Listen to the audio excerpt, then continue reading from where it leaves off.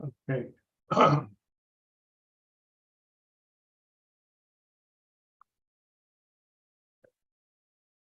going to share my full screen for a minute because I want to basically show you and go through pretty much everything. So here we go. So I hope you're able to see my screen and hear me okay. So just about starting the discussion on learning outcome 6 for the unit academic and research skills. Now I've got a couple of things open on the screen which I want to basically go through. And the reason of looking at this is just to do a bit of quick recap in terms of what we covered last week, and then looking at moving on to learning outcome 6 that we are going to be discussing today. Now, last week, if you recall, just very briefly here, we looked at doing learning outcome 4 and 5. The learning outcome 4 was focused on drafting a piece of research. And this basically meant that you had to choose a topic in an area that you are familiar with, or a topic that you would want to research going further, increase your knowledge in. And then you were looking at drafting an initial proposal, which was primarily an outline or a schematic outline of the research project that you will do as a mini research project, I would say you would do at level 3. And this would primarily be focused on drawing, from, say, a research report, which has already been conducted, and downloading an appropriate topic report. Then you would be looking at drawing out a shell of a research proposal, and that would basically capture some of the basic details that you're going to be looking at doing in terms of writing this mini research project. So learning outcome 4 was primarily focused on being able to draft a research plan or a proposal, and for which what I'd done was shared this particular research task template. This particular template labeled as task 3 because it is covering the task 3 of the assignment brief. And the reason of looking at asking you to complete this template is because this template would then also be a plan that you create for a chosen topic of your research in health and social care or in business. And what I've done was given you 2 websites through which you can download detailed reports. And these reports, what you need to look at is, before you choose the topic and you download a particular report, what you had to look at was, if I scroll down to the last page of the research proposal, the idea was to try and shortlist a report which primarily had, the report being presented in this particular format, which is primarily looking at introduction to the main issue, which is going to be research. What were the aims and objectives? What was the rationale of research? And what are the sources of information which are going to be used to gather this information, which is nothing but literature review. And then what methodology has been used to look at, doing that research and compiling that research report, whether it's primary, secondary, or a combination of primary and secondary as mixed methods. And then is the report clearly presenting conclusions or limitations to the research? And what were the ethical considerations which were taken into account while the researcher or the research team was actually carrying out the research? And when they published it, it should have all these broad headings in that report, which will make your life easier because it will allow you to read through that report and extract the relevant pieces of information which are required to be completed in learning outcome 4 and 5. Now, basically, the part learning outcome 4 covered drafting a research plan. And this plan you have to fill up with that particular report. And then for learning outcome 5, what we are looking at is the plan that you produce. Once you send that plan over to me on the email, I will approve that plan and see whether you've shortlisted a topic which is a topic of research that you can actually accomplish in the next 2 to 3 weeks. If it is a broad topic, I would ask you to narrow it down, filter it down. If there are too many objectives in the research report, then I will ask you to focus on only 1 or 2, because what we are looking at this stage is writing a mini research report, which is 250 to 300 words. After drafting the research task, in terms of research proposal for task 3, which covers the learning outcome 4. And then the idea is, if I do feel that the objectives are too many or if the report is too long, then I'll ask you to kind of narrow it down or filter it down to at least something which is manageable for you for the next 2 to 3 weeks. Now, in learning outcome 5, we were looking at primarily developing this in this proposal that you've drawn up, which is a bit of an overview or a sketch of what the mini research project would look like. What you have to then do is go ahead and produce an academic report of a professional standard, and that would be something that would meet the requirements of Learning Outcome 5. Now, for those of you who are looking at obviously achieving higher grades like merit and distinction, then in those cases, what you're looking at doing is primarily also, once I give you a bit of feedback on the research proposal, that feedback which is being given, if you incorporate that feedback into the research task and the proposal, then that would allow you to meet 4M1. And then for 5M1, we are looking at once you complete and write the report to a professional standard, what we are going to do is do a quick session through Zoom for about 10 minutes. And in that session, what you're going to do is present the research report in terms of your findings that you have done, how you've gone about doing that report. And that would be basically something called presenting your work through Viva Voce. That means orally, you're going to be presenting your work, and I'll be asking a few questions to basically counter check or check in terms of what has been the process through which you've written and gathered this evidence. Now, for distinction task, we are looking at you having to produce that report, but along with that, what I would suggest that you would need to prepare something called a PowerPoint presentation. That PowerPoint presentation is going to be a very brief presentation of 5 to 7 slides, which is going to be basically focused on what you've presented as a final report is a Word document. You would need to present that. You would need to present that to your colleagues, some of the other colleagues, or in terms of other students who are on this session. And what we'll do is basically, once that session is organized, you are going to be the presenter, and then you're going to be presenting the findings of your research report to all the students who are present. And you would also, towards the end, take 1 or 2 questions from each of them, if they have any questions, to basically, satisfy, or in this case, discuss the work that you have essentially, completed. And that would basically cover your task 4 and task 5. So for task 5, we have to look at finalizing a report, which is between 300 to 500 words from this task proposal, and it needs to have these kind of broad headings, and that would help you accomplish Learning Outcome 5. Now, moving on nicely to Learning Outcome 6. And Learning Outcome 6, what you would generally see when I open the assignment brief as well, just to bring it in terms of a bit of a context here, what the Learning Outcome 6 says is we need to be able to reflect on our academic progress. Now, when we say reflect on our academic progress, what we have to do is primarily focus on the process of, let's say, reflection. And that is to say that when we know with a bit of hindsight that this is what I have my strengths as my weaknesses, and this is what I have developed as smart targets to be able to improve, what I would then want to do is basically look at writing down what are the activities that I have undertaken, initially for developing my academic skills, which are around research, note-taking, summarizing, or paraphrasing, and my academic English research, English skills, language skills. What I would do is basically the smart targets that I developed in the task 1. What I'm going to do is, and both for those smart targets, what I've done was basically written down a few activities. Now, here the activities were, for example, if I wanted to develop Harvard referencing, I have no previous knowledge of Harvard referencing.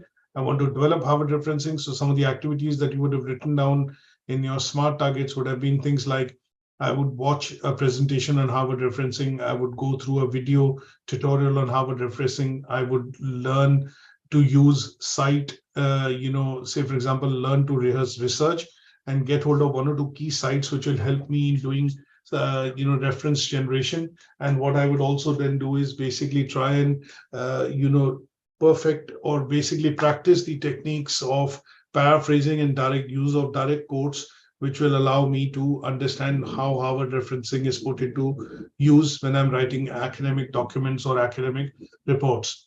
Now, these are 4 activities that I've listed down. So what you would have done is, in the smart targets, you would have put targets like, okay, this activity I will do it in 2 weeks, this activity I'll do it in 2 hours, this activity I'll do it in 1 day, this activity I'm going to practice and I'm going to perfect, say, for example, developing paraphrasing and, developing the use of direct quotes as technique. It will take maybe a week's time, and you put some sort of a timeline next to it.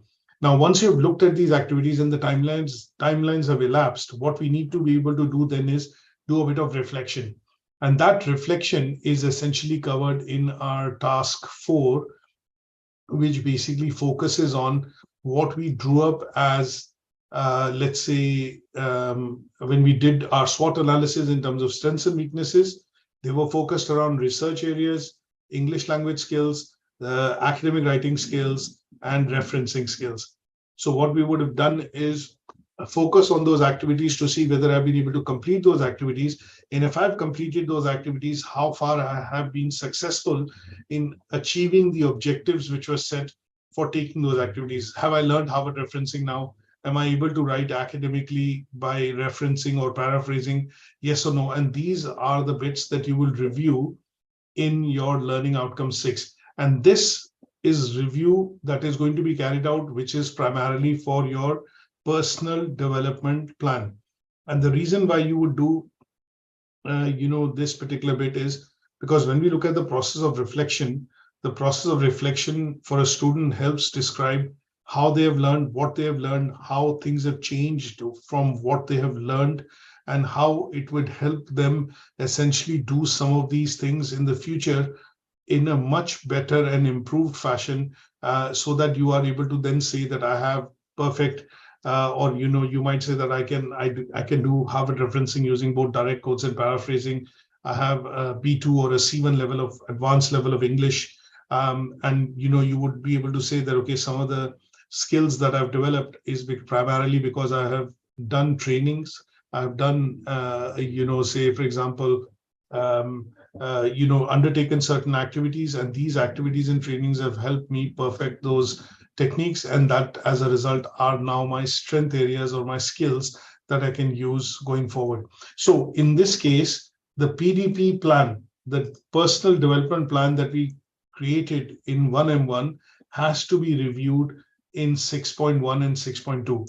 Now, sometimes what we look at is we develop a plan, but we are not able to stick to that plan. So what we do is we keep it as a working document, and we keep updating, keep monitoring, keep reviewing. And we, if we feel that this is an activity that I've done well, and I think I have gained mastery over it, then what you would do is basically complete that activity and then move on to the next one, or add new activities to the same plan, which will make it a rolling or a working document. And that working document will have a different number of activities that you're currently working on. Some that you complete, achieve, you say they are completed, but some of them they are continuing, and some of them you are having to expand, because even after taking those activities or undertaking certain trainings or going through and reading, you are not able to do it. You might need professional help. So what you do is you keep adding them as sub activities, and that is where your plan keeps on expanding. And the activities which are complete, you keep completing them. So it's a working document essentially at the end of the day, which you use to keep track of how your personal development in terms of skills are happening. And here in this particular unit, we're looking at talking about 4 skills in particular: your English language skills, your paraphrasing skills, your academic writing skills, and your research skills. So these are the skills that we are looking at focused on in terms of doing a reflection on the personal development plan and how we've gone about doing it over the last few days and weeks.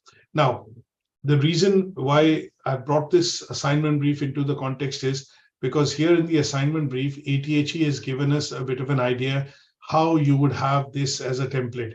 So what I've done is I've transferred this template over here to task 6.1, which is first to develop a plan. So here, the development of the plan is on the left-hand side, as you can see, which is my personal development targets, whether they are short-term, long-term, how would I achieve these, what kind of activities would I undertake to do them. And then this learning outcomes 6 part of it, which is to reflect. So here, the activities that you will write here in rows 1, 2, 3, or so far and so on, what you'll do is you'll review the dates of these activities. So if I'm looking at reviewing it today, I'll put today's date down. I'll see what progress I've made on that activity. If there is any further action or further, activities that I need to undertake, because that is not maybe helping me to understand or achieve it. And then you would put a new target date that you would set, which will be the date that you would have enough time to be able to complete those activities and say confidently that, yes, I have now mastered it, or I have now mastered this technique of referencing or academic writing. And this particular format on the left-hand side here is primarily your plan that we have made in 1M1, which is a plan which we have made here. And then the reflection of this plan is basically the review of it, which is on the right-hand side. And that is what we need to be able to do to be able to complete this learning outcome too. So what I've done in this particular aspect, now if I just show you the main document so that it is a bit more clear. And if I look at task 6.1 and 6.2, which we have to look at doing for the purposes of covering learning outcome 6, and that is to be able to reflect our own academic progress. What I would do here is I'm going to write a few things down, which will primarily, help me understand why am I looking at, doing this reflection as a process. So if I break this up into 2, and here, if I change it in terms of my personal development targets, in the next column, short or long-term targets. And then here, what I would do is basically write how will I achieve my targets. That is 1. So here I would put what activities do I need to undertake to achieve my objectives. And then last but not the least, what support do I need to be able to complete? And I'm going to put another column in, which is important, and that is to say, target dates for completion. And here is where what I would do is primarily complete, task 6.1. The reason I say task 6.1, because task 6.1 is primarily reflecting on my skills that in particular my academic skills, and that is what I would want to be able to do when I look at primarily this first task, which is 6.1. And in 6.2, what I'm going to do is primarily focus on, how do I further develop or improve, my plan, and that is what I need to do practically. So as I mentioned to you earlier, if I now break this into 2 pages and I open this up into a couple of rows, this would be useful for me from a point of view of completing this activity. So it's a practical activity, as I mentioned to you earlier, because if I read the learning outcome, it basically says be able to reflect on your own academic progress. So if I put this across as be able to, that means I am very clear that we need to be able to physically do this and get to demonstrate what activities we are undertaking and how we are going about doing it. And that is how we are going to be completing this particular task. So here, if I bring across and look at a few set of activities that we can do, primarily just as an example, that this is for example, if I had gone in and put this on, for example, my personal target, one of the first things why I'm undertaking this course is I do not have enough knowledge on the NHS and health and social care sector. Now, this is my short-term target because I want to be able to learn about this. And this is something which is an academic reading task that I would do. And I would put activities like reading, I would say attend training on, say, for example, a seminar, if there is an opportunity that I get, and maybe watch a few videos. Now, the reason I say watch a few videos is because there's plenty of information available on the NHS and on the healthcare sector in the UK, and there are lots of these YouTube videos available, and I can watch these activities. Now, what activities do I need to undertake to achieve my objective? So how will I achieve my targets? These are the activities that I would want to undertake. So I'll put them here. Now it says, how will I achieve my target? So achieving of the target, will happen. How will that happen? Achieving of the target will happen if I undertake training and, reading. So this is basically an activity that is focused on undertaking training and reading. And what are the activities that I'm going to do? I'm going to attend a seminar, go read about HSC sector and NHS. And I can be very specific in terms of what do I need. So I would read from the .gov website, .gov.uk website about the HSC, which is health and social care sector. And then in terms of support, I might need to go and attend training, which is training like taking a course, and that would help me in getting enough knowledge about the National Health Service and the health and social care sector in the UK. Now, what is the target date of completion? So here, my target date of completion, this is an activity that you cannot complete overnight. So you're going to be realistic in terms of putting some dates out. So you put maybe 12 weeks to be able to complete, because this is something related to your course, the health and social care sector unit. And if you've studied that unit in detail, you've done ample amount of reading to understand the structure of the NHS, the structure of health and social care sector, starting with the Department of Health, the Secretary of State for Health, and then going down and understanding the primary care commissioning groups, PCCTs, the various trusts which run the hospitals, and then GP surgeries, community centers, pharmacies, and other bits. And that would give you a good understanding once you have read this unit in about 12 weeks. Now, this is one such personal target. I could also put other targets down here, things like learn how to do referencing, right?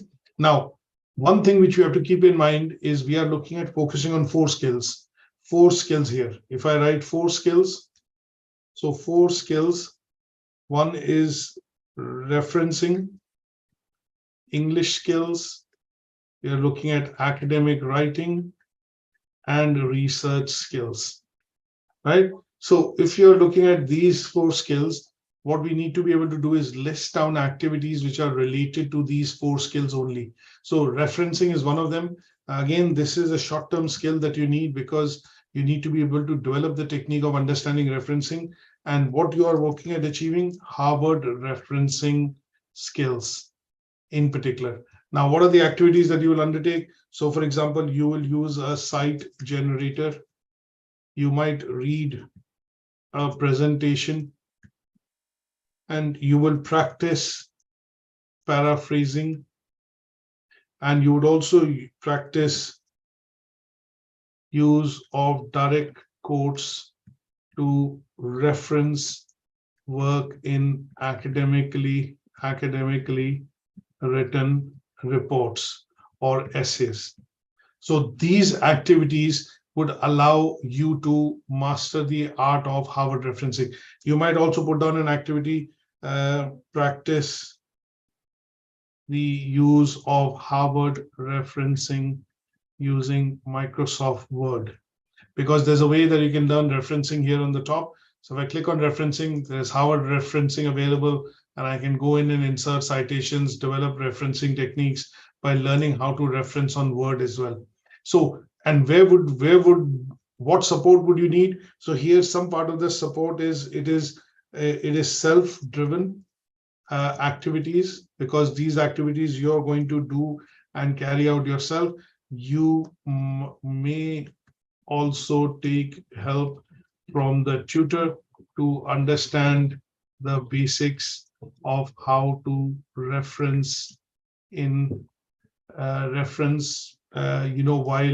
so how to do reference while you're writing reports. So these could be 2 different activities that you would need support on. Some part would be self-driven largely, but you might also want to go back to your tutor, which is me, to say, okay, how do I develop this? How do I start? Where do I start from? Can you give me a bit of guidance? and the tutor will be able to give you guidance on. So this, for example, you might say, I will take 4 weeks to develop. Similarly, you can set further targets, which could be targets that are related to, your writing skills. So for example, develop academic writing skills, right? So how would you develop academic writing skills? These are not short-term skills, these are long-term.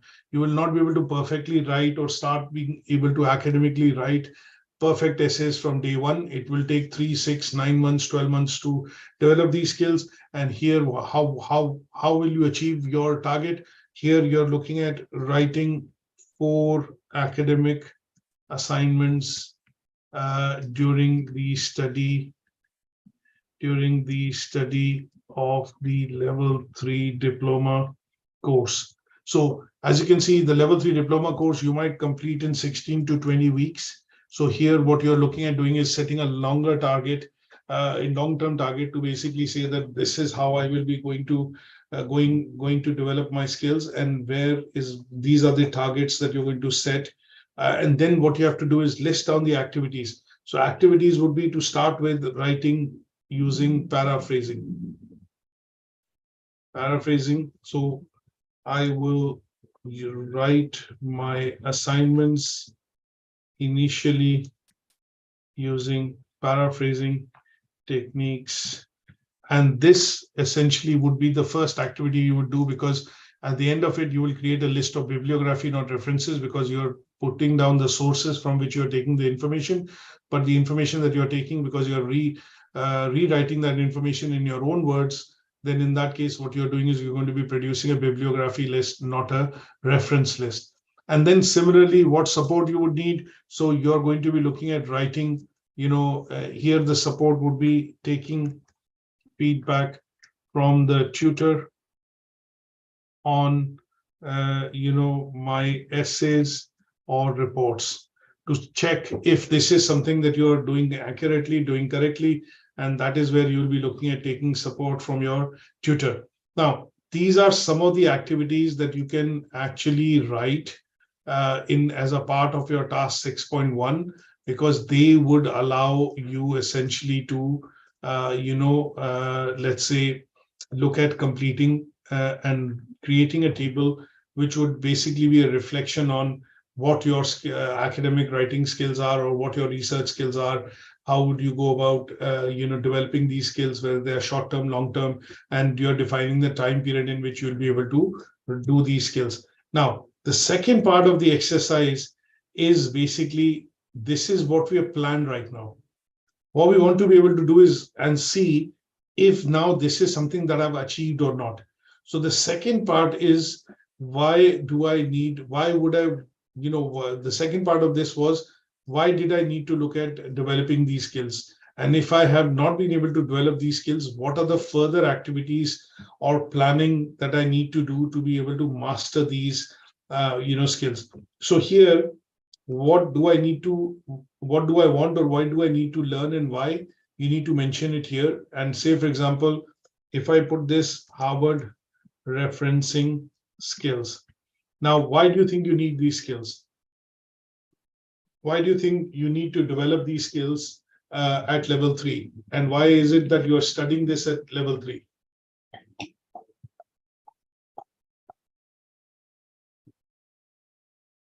So if I look at a simple reason here, is that up until my level 2 or my A levels, I'm pretty much sitting exams. There is no referencing, which I normally do. And what I do is I basically do synoptic assessments, which is examinations, and I clear my exams and I get my grades. But at level 3, when my studies change to me doing research and me writing reports rather than doing exams, here, that is where I need to start referencing, because I need to give credit to authors whose work I'm using in my assignments or in my reports or in my essays. So here I need to develop referencing skills to be able to give credit to authors, publishers, scientists, psychologists, publishers who have basically written this material, created this material. But when I'm using it in my own piece of work, I need to give them credit for the usage of that material in my own reports and assignments. So that is why I need to learn Harvard referencing skill. Now, what will I achieve with this? And how will I go about achieving this? So here, what I need to do is change it to date of review. And then here I would say progress made towards the target or / objectives, which was all, goals set. And then I would put further action required, and then actual date of achieving the target / objective or goal. Right now, if I am reviewing now, initially when I started this today, I said 4 weeks from today. So for example, there is 3rd of July, assuming I do the review on 3rd, of July. The target was set on 3rd of June, and I'm reviewing the target now on 3rd of July. So what I would need to do is whether I made progress towards the goal. If I say yes, I have now learned how to reference using Harvard system. So that means this is the end of the activity because there's no further action required, because I'm able to reference now, no further action required. And the actual date on which this target was met, you are reviewing it on 3rd July. So this will become 3rd July 23. Now, assuming this was not achieved, right here, I am going to write this same thing here. And I would say, I have partially understood how to reference using Harvard system. Now, what are the further action required? Number one, I say, for example, I need to learn how to reference using 2 or more authors. So if it is one author, Harvard referencing, for example, I'm able to do. For example, if it was, say, for example, if something which I'm teaching you right now, and you have to reference using my name, so I'm Ramanjeet Singh, so you would probably write, my last name, which is Singh, 2023, and that would mean in curly brackets, that would mean that you know how to reference using one author. Now, assuming this particular unit was produced by 3 of my colleagues, me, Shazi, and Anjum, and you had to refer and reference 3 of us in the same, say, for example, some work that you've taken from our presentation slides, and you want to reference and credit the authors who have created this work, then in this case, you need to reference 3 people. And if you know how to reference for 2 authors or 3 authors. Now, if you are not aware of how to reference using 2 authors or 3 authors, then in this case, you would put a further action down, and that would be how you would define that, okay, I've reviewed my skills, but I need to do further training and further practice, and that means I need to undertake some more activities. So here, what I would then suggest is, if I put, rather than, put the target date down here, what I want to do is just mention another column, and let's say here, from my point of view, say a particular thing, which is what activities do I need to undertake for achieving the objective or goal. Okay, so here I would put down an activity that first activity I would put is I need to practice referencing using 2 or more authors. So how would you go about doing that? You might say, for example, need further training.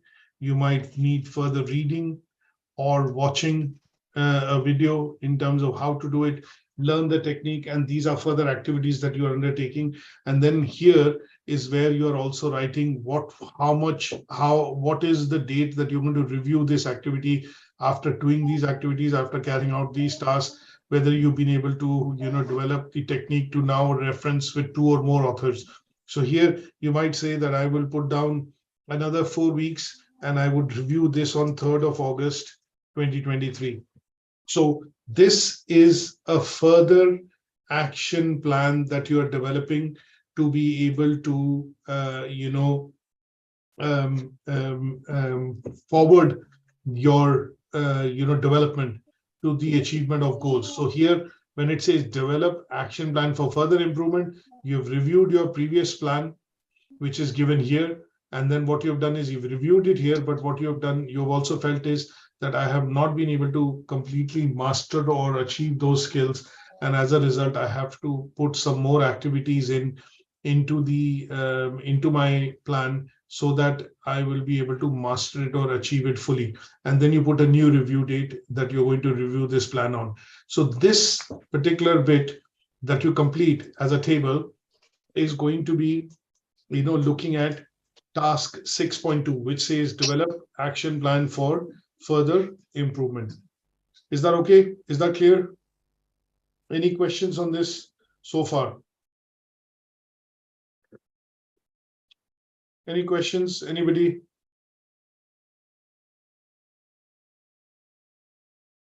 Okay. Let's have a look.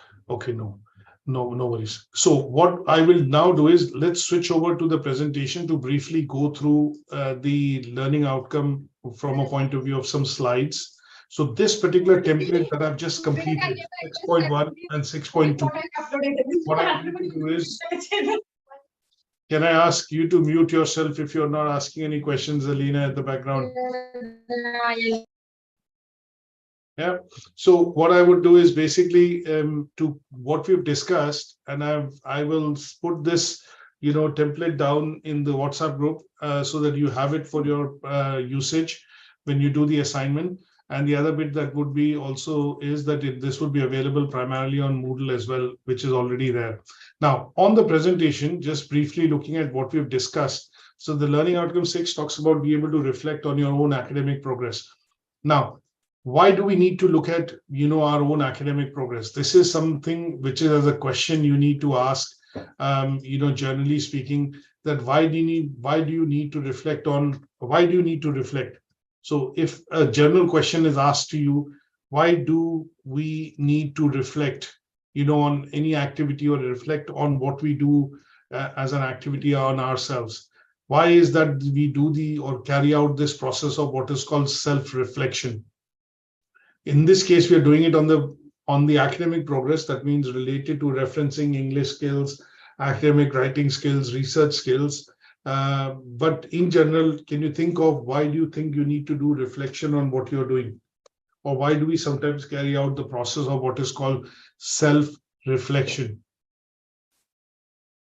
So when we talk about self-reflection, what we are basically looking at doing is that we are looking at a process through which we are wanting to be self-aware. I want to make sure that if I teach you something and I go back and look at what I taught and how I taught, I want to look at finding out whether I did that correctly or whether I, was I able to cover all the topics sufficiently well. So what I'm looking at is a bit of a self-awareness to check my thoughts, my feelings, and my emotions and actions to see whether I was able to deliver the session to meet the requirements of the learning outcome or the criteria.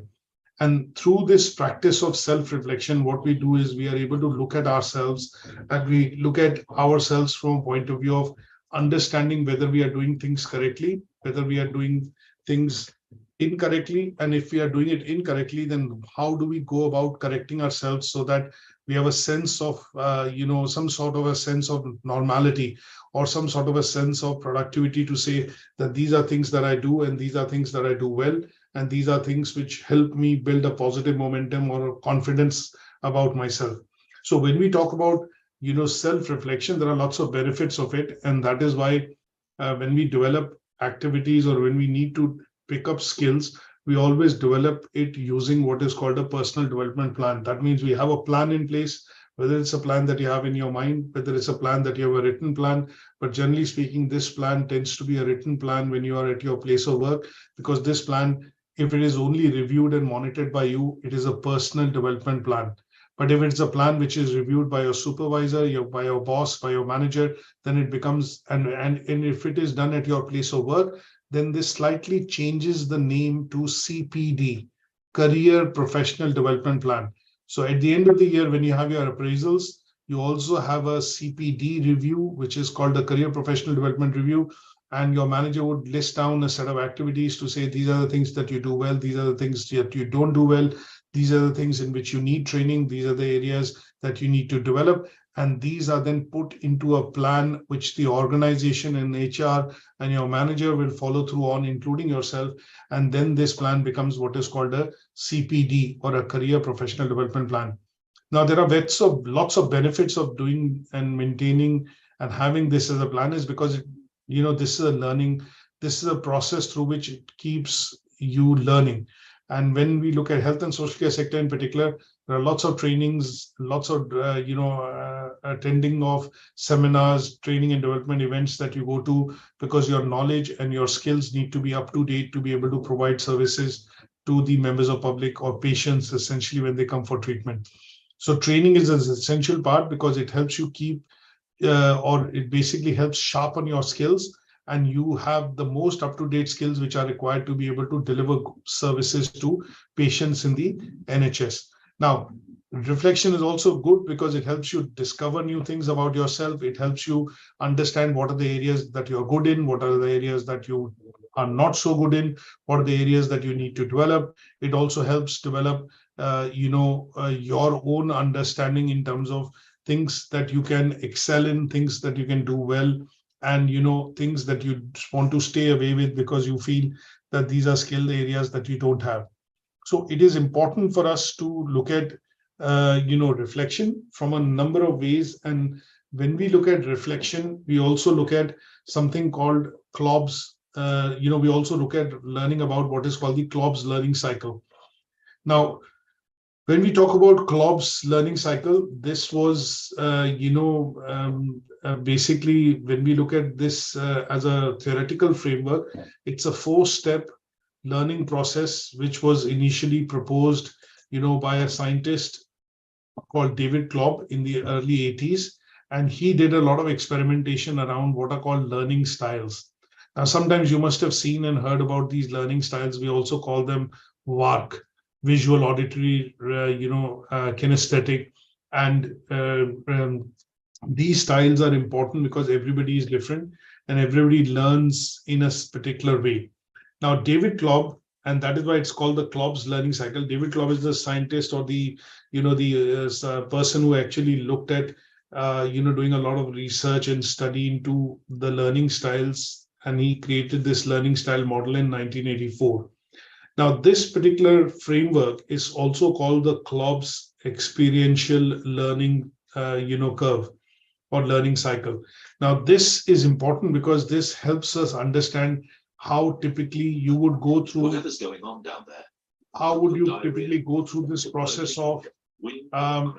There's a motive. Sorry, how would you particularly go through this process of learning when you try and learn something, or when you go about learning something? From a point of view of, picking up new skills or new traits. Now, this particular cycle has 4 key frameworks. It talks about concrete experience, reflective observation. It talks about abstract conceptualization and active experimentation. Now, when we talk about these in general, what we are looking at is these 4 parts, which are a part of what he proposed as a particular model. And when he proposed this, he came out with these 4 styles, which help us understand what and how does an individual learn, and what is the perspective the individual takes in terms of when they are trying to learn or know about something in terms of learning. Now, these 4 parts that we talk about, concrete experience. Concrete experience is when the learners, when, for example, you as a student or as a learner, show personal involvement with others in everyday situations. So here it's more about you wanting to do work, have the experience of doing it, and that is what helps you learn from concrete experience. For example, cycling. Now, when you learn how to bike, you are basically not observing alone. You are basically physically getting to do the process of how to balance using a bicycle. And at some stage, when you learn the art of riding a bicycle, this is predominantly coming across by doing, by concrete experience. You might have a number of falls, you might, bruise yourself, you might, ride for a couple of seconds and then fall because your balance wasn't good. But essentially what happens is, in concrete learning experience, you are able to learn by doing things yourself. And this experience through which you learn remains with you throughout your life. The second way that you learn is what is called reflective observation. Now, reflective observation is where at this stage, learners understand what the situation is. They have different ideas in their mind. And depending on, how compelled they are to try out that idea or, go about jumping into it for the purposes of learning, they would essentially, look at making a careful judgment by seeing and observing what others are doing before they take a plunge into it. So as the word says, reflective observation, the person is primarily sitting on the fence or on the border and reviewing how things are happening, what is happening.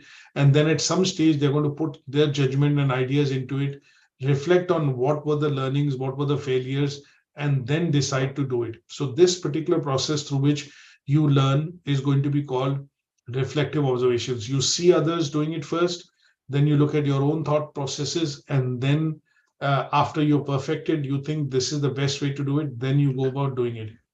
The third is what is called abstract conceptualization. So here at this stage, you're looking at, logical approaches. You're looking at theories rather than interpersonal issues or feelings. You're looking at theories, how this is to work, or why was this conceived, or how this is going to happen. And you're looking at studying about background, history, logical approaches and theories to understand a particular situation or a problem.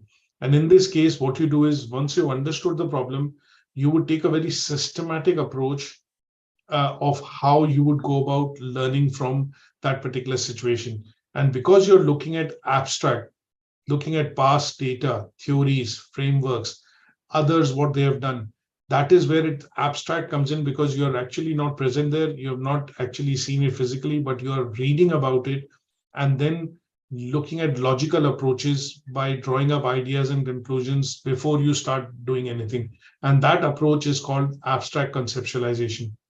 The last is called active experimentation. Now, active experimentation is wherein the learners want to try out things themselves. They want to look at, without looking at the end result, you want to try it out. Say, for example, you've never gone bungee jumping, but you're so excited about the concept of bungee jumping or jumping using a bungee over a bridge or things like that. You just want to try it out for the experience of it.